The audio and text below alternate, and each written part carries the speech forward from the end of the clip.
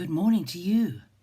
Well, today is going to be a windy day all over the country, I think, and our part of the world in the southwest has been given a red warning on the coast here, and it's all about the wind.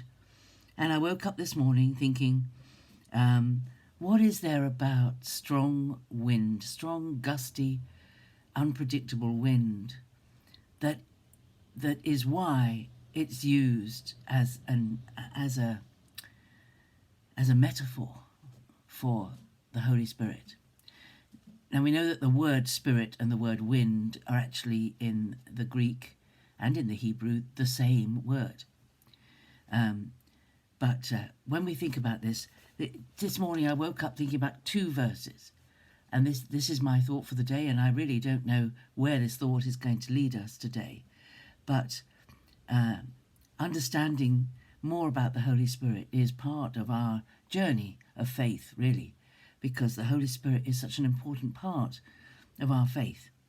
So if you get a chance, do read John 3, 1 to 14, and Acts 2,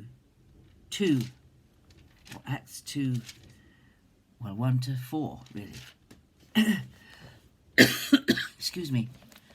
But in John 3, Jesus meets with Nicodemus at night, Pharisee, in secret, and Nicodemus is asking questions that he knows he can't ask publicly. He wants to know what Jesus is all about. And Jesus tells him straight down the line, doesn't prevaricate, doesn't talk about niceties or anything. He just says to him, you have to be born again. This is such an important thing about spiritual life. Like every other kind of life, it has to start. There has to be a moment, a beginning, a start. You must be born again. And then there's this discussion with Nicodemus, when Nicodemus says, what do you mean? I've been born of do I go back to my mother's womb to be born a second time? What does it mean? You must remember, he'd never heard it before. Jesus said it completely out of the blue to him. You must be born again, born a second time, born anew. And Jesus explains that you have to be born of water, that is natural birth, and of the Spirit of God in order to enter the kingdom of God. That which is born, verse 6, that which is born of the flesh is flesh, and that which is born of the Spirit is spirit.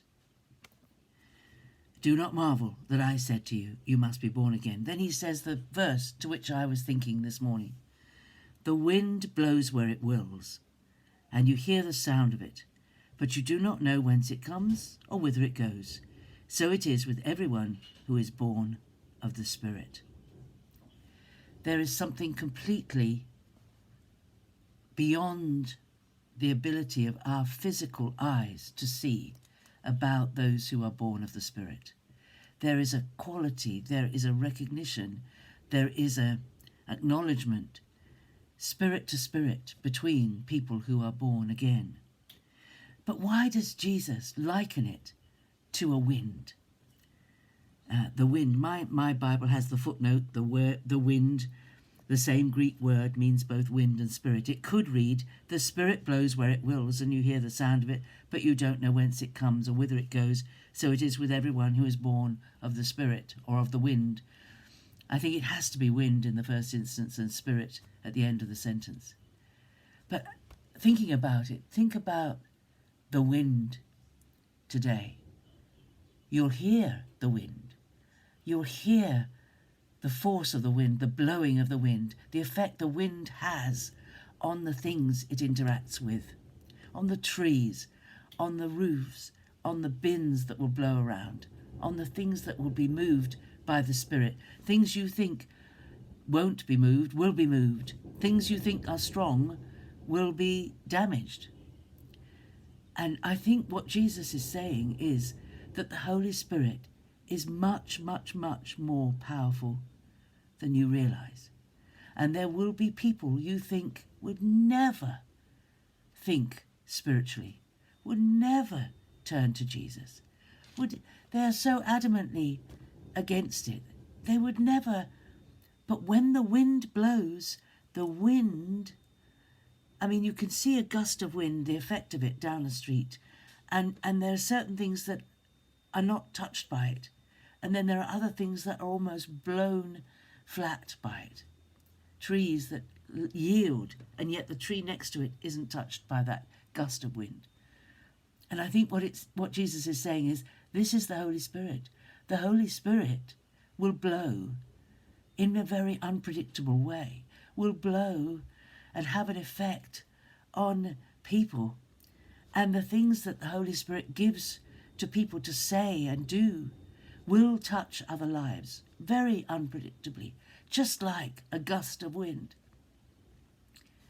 So as you listen to the wind today, think about the Holy Spirit and about the way that nothing is untouched by this storm that we're going through at the moment. This wind is going to blow against everything.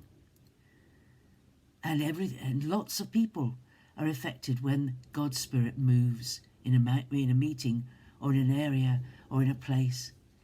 We've all heard about revivals when there comes a storm of the Spirit and people are touched in the streets even because the power of the Spirit on them is so great. And thinking over into Acts chapter 2 was the day when the Holy Spirit was given to indwell in every believer.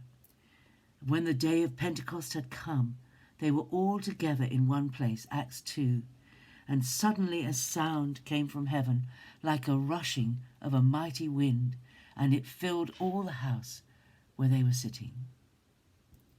And then the Holy Spirit was distributed to each of them. But it was the sound of a rushing mighty wind. The sound of a rushing mighty wind is associated with the coming of the Holy Spirit. This power of the wind. Think about wind today. Think about the wind as you listen to it, as you hear it coming up and down your chimneys or whatever, rattling things, moving things.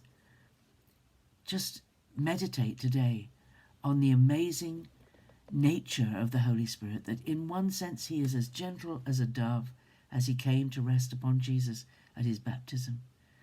And he is as gentle as that when he is speaking to us and prompting us. But sometimes his power is shown much more strongly, and he affects people we would not dream would be affected.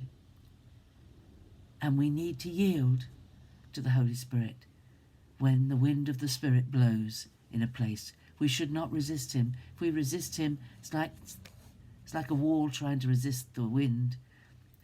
It will resist for a while, but there may be a danger in resisting the movement of the Holy Spirit in our midst. I'm not saying that God is destructive, but the Holy Spirit is very powerful. And we forget that because we experience him living within us. And we need to think about these things. Think about these verses. Ponder, meditate, ask God the Holy Spirit to teach you the aspects of the wind that are like the Holy Spirit, because it's a picture. It's not the true nature of the Holy Spirit, but it's a picture of the Holy Spirit. And Jesus himself used it as a picture of the Holy Spirit. So we should meditate on it and understand it as the Spirit gives us revelation. So have a great day today and keep out of the wind. Stay safe today. God bless you, and I'll see you tomorrow. Bye-bye.